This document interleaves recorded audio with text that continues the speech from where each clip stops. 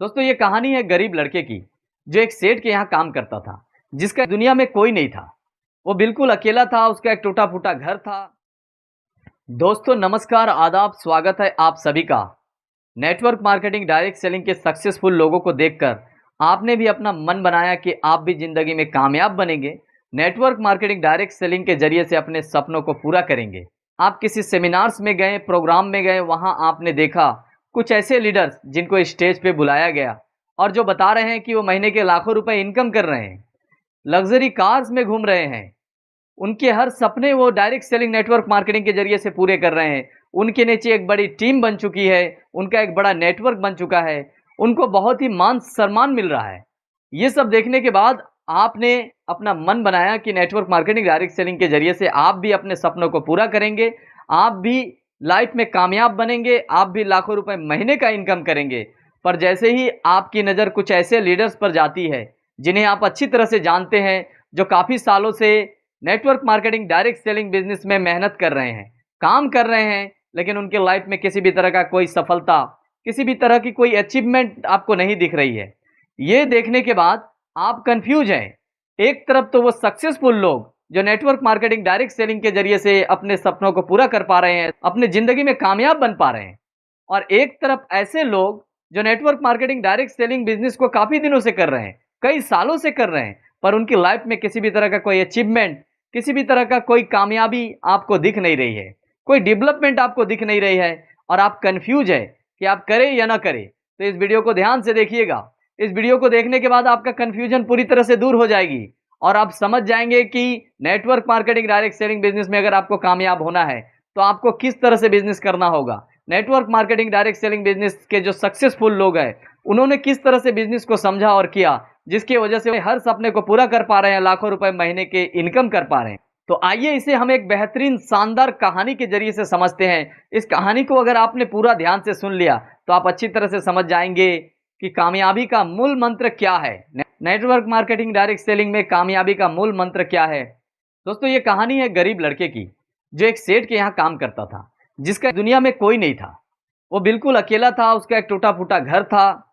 Daily सुबह वो सेठ के दुकान में जाता, सारा दिन दुकान में काम करता और शाम को फिर घर वापस आ जाता और अपने लिए खाना बनाता, खा पी कर सो जाता। इसी तरह से उसकी ज़िंदगी चल रही थी। पर एक दिन जैसे वो दुकान से वापस आता है और अपने लिए 4 रोटी बनाता है और रोटी बनाकर जैसे हाथ मुँह धोने के लिए घर से बाहर जाता है, जब वो वापस अंदर आता है तो देखता है कि एक रोटी गायब है।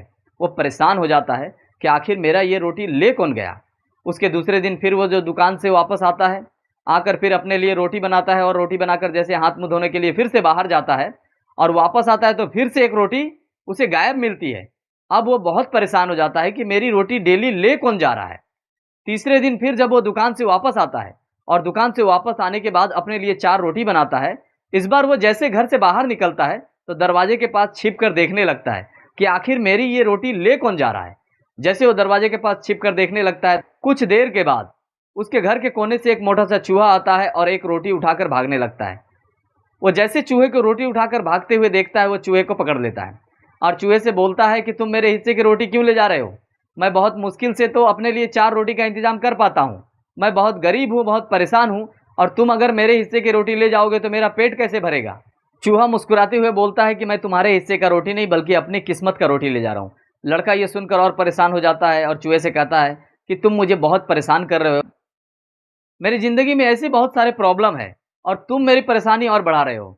चूहा मुस्कुराते हुए उस लड़के से कहता है कि अगर तुम्हें अपने परेशानी का समाधान चाहिए, प्रॉब्लम का सॉल्यूशन चाहिए, तो उस पहाड़ी के पीछे चले जाओ, वहाँ तुम्हें गौतम बुद्ध जी मिलेंगे।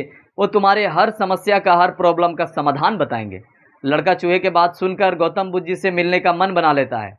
अगले दिन वो दुकान पे जाता है और जाकर अपने सेठ से कुछ दिनों की छुट्टी ले लेता है। छुट्टी लेकर वो लड़का गौतम बुद्ध जी से मिलने के लिए निकल पड़ता है। चलते चलते वो एक घने जंगल में पहुंचता है और जैसे जंगल में पहुंचता है तो शाम हो जाती है। अब जंगल में पहुंचने के बाद वो परेशान हो जाता है कि रात को मैं कहाँ रुकूंगा। तभी उसे जंगल में एक हवेली दिखती है। वो हवेली के पास जाता है और दरवाजे के पास जाकर दरवाजा खटखटाने लगता है। जैसे वो दरवाजा खटखटाता है, दरवाजा खुलता है और हवेली की मालकिन दरवाजे से बाहर आती है और लड़के से पूछती है कि बताओ क्या काम है। वो लड़का हवेली की मालकिन से कहता है कि मैं गौतम बुद्ध जी से मिलने के लिए जा रहा हूँ, अपने परेशानियों का समाधान पाने के लिए जा रहा हूँ।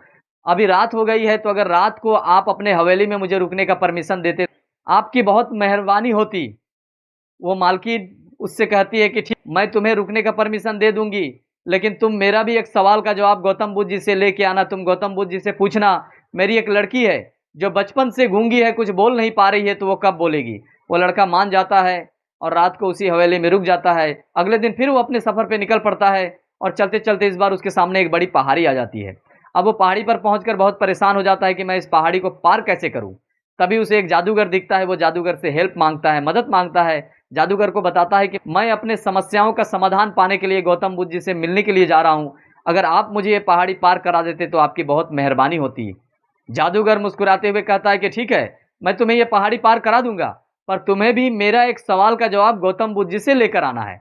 मेरा सवाल यह है कि मैं बहुत सालों से स्वर्ग जाने का रास्ता तलाश कर रहा हूं, पर मुझे अभी तक स्वर्ग जाने का रास्ता नहीं मिला।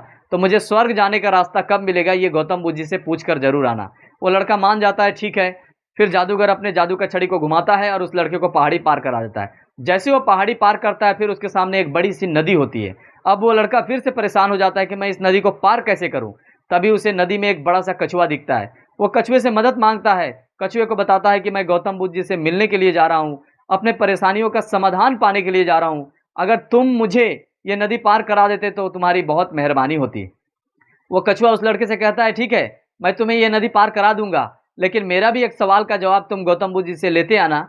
मैं काफी सालों से ड्रैगन बनने की कोशिश कर रहा हूं, पर ड्रैगन बन नहीं पा रहा हूं, तो मैं ड्रैगन कब बनूंगा। वो लड़का मान जाता है। उसके बाद वो कछुआ अपने पीठ पे बिठा के उस लड़के को नदी पार करा देता है। जैसे वो नदी पार करके गौतम बुद्ध जी के आश्रम में पहुंचता है, काफी सारे लोग बैठे होते हैं, वो भी बैठ जाता है। कुछ देर के बाद गौतम बुद्ध जी आश्रम में आते हैं और आने के बाद सभी से कहते हैं कि आज मैं हर व्यक्ति का 3 सवालों का ही जवाब दूंगा। अब वो लड़का परेशान हो जाता है कि अगर सिर्फ गौतम बुद्ध जी 3 सवालों का जवाब देंगे, तो अगर मैं अपना सवाल करूंगा तो वो 3 लोग जिन्होंने मेरी मदद की यहां तक पहुंचने में, उनका सवाल तो रह जाएगा, और अगर मैं उनका सवाल पूछता हूं तो मेरा सवाल रह जाएगा। फिर वो लड़का बहुत सोच विचार करने के बाद सोचता है कि मेरी जिंदगी तो जैसी भी हो चल ही रही है, क्यों ना जो लोग मुझे यहाँ तक पहुँचने में मदद की है, मैं उनके सवालों का ही जवाब ले लूँ। फिर वो लड़का एक एक करके तीनों सवालों का जवाब गौतम बुद्ध जी से पूछता है।